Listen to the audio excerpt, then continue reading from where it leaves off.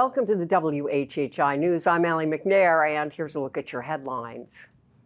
The final cost to repair damages done by vandals back in July at Hilton Head Island Middle School is just over $1,150,000. Beaufort County School District spokesperson Candace Bruner says the bill is about $100,000 less than the original estimate. The district is responsible for paying the $50,000 deductible. The remainder, $1.1 million, is being covered by insurance. Now, more than 75 classrooms, lockers, bathrooms, a gym, cafeteria, auditorium, and hallways were damaged by those vandals. Beaufort County Sheriff's Office says the case is still active. To date, no suspects have been named since the vandalism took place almost 2.5 months ago.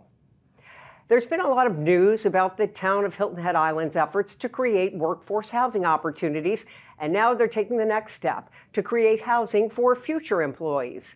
The town is changing the zoning for vacant office space across from the USCB hospitality campus, so students and young single workers on the island might have a place to stay and eliminate their commutes to and from the mainland. USCB and a number of island employers have been looking for affordable housing for young workers. Preliminary plans for the mixed-use housing project suggest 16 units that would house 60 young people. The project could be ready within the next couple of years. Well, even before the removal of U.S. House Speaker Kevin McCarthy, Beaufort County Council member Paula Brown said on a local podcast that she's got the votes to remove County Council Chair Joe Passament. On the podcast hosted by former council member Mike Covert, Brown says she's frustrated by the way Passament has handled county business, specifically his excluding some listed speakers from commenting at council meetings. She says she has the support to take Passament's seat herself and, quote, reorganize this county, end quote. There's been no comment from Passament, who's on vacation this week. Well, great news for the Boeing plant in North Charleston, South Carolina. United Airlines says it's cashing in an option to buy 50 more 787-9s. That puts United's total number of orders at 150 for Dreamliners.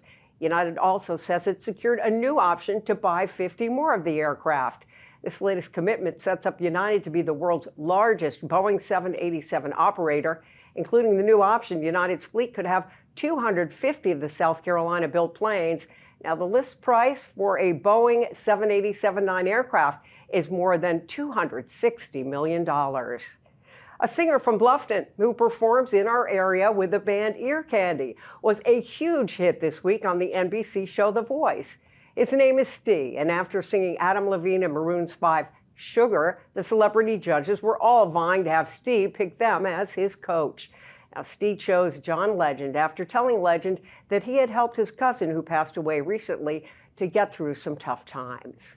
For information on these stories and more, visit the news sources on your screen. And be sure to check us out on Facebook, Instagram, and X, formerly Twitter. And if you have a story idea, email us at news@WHHITV.com.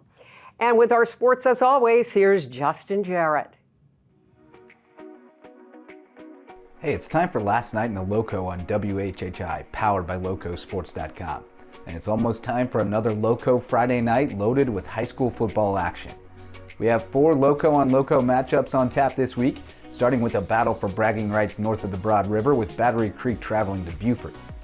The Eagles have won 14 straight meetings dating to 2003, and they are poised to make it 15 as they look to bounce back from a humbling defeat and take it out on the winless Dolphins, who lost quarterback Chase Olson to a season-ending injury last week. Someone will get a much-needed W when winless Hilton Head Prep travels to John Paul II, which is searching for its first win since opening night when the Golden Warriors stunned Thomas Heyward. The Rebels have won 4 straight after an 0-2 start and will welcome red-hot Hilton Head Christian Academy to Ridgeland on Friday. The Eagles have won 4 straight for starting 0-2 themselves, so someone's win streak has to end. And Hilton Head High hits the road to Colleton County in a must-win for both teams if they want to stay in the playoff picture. Elsewhere in Region 7 4A, May River hosts frontrunner James Island, and Bluffton travels to Lucy Beckham in a matchup of early contenders. Hampton County is also at home as the number 5 Hurricanes host Edisto in Class 2A, and Beaufort Academy welcomes defending state champ Williamsburg Academy for a Skiza showdown, while Ridgeland, Colleton Prep, and Patrick Henry all face road tests. We'll get you ready for kickoff at 12:30 p.m. Friday on Lowco Game Day Live and let you know how it all goes down in real time Friday night at 11:30 p.m. on the Lowco Pigskin Live recap show. For Lowco Sports and WHHI, I'm Justin Jarrett. Until next time, go Lowco. Great, Justin. Thanks a lot. With our weather, Maria Soden. Thanks, Allie. Yep, so taking a look ahead, it does look like we're going to have nicer weather than previously forecasted, and we're actually not going to see too much rain this weekend, but we are going to see those temperatures drop into much cooler fall temperatures due to that cold front that's making its way across the country. So taking a look at Friday, it's going to be cloudy and humid, with Hilton Head having a high 82, a low of 69, Bluffton's going to have a high 83, a low of 67, and Beaufort's going to have a high 85 and a low of 68. The sunrise for Friday is going to be at 7:20 and sunset's going to be at 7:01. Looking at the beach tides, low tide's going to be at 10:21 a.m. and high tide's going to be at 3:19 p.m. Taking a look into the rest of the week, a little bit into next week. Saturday's going to be partly cloudy with highs in the 80s, lows in the 60s. Then come Sunday, it's going to be sunny and we're going to see the temperature drop with the highs in the 70s and lows dropping into the 50s. And then come Monday, again, it's going to be sunny with highs in the 70s and lows in the 50s. That's it for today. Let's head back to the desk.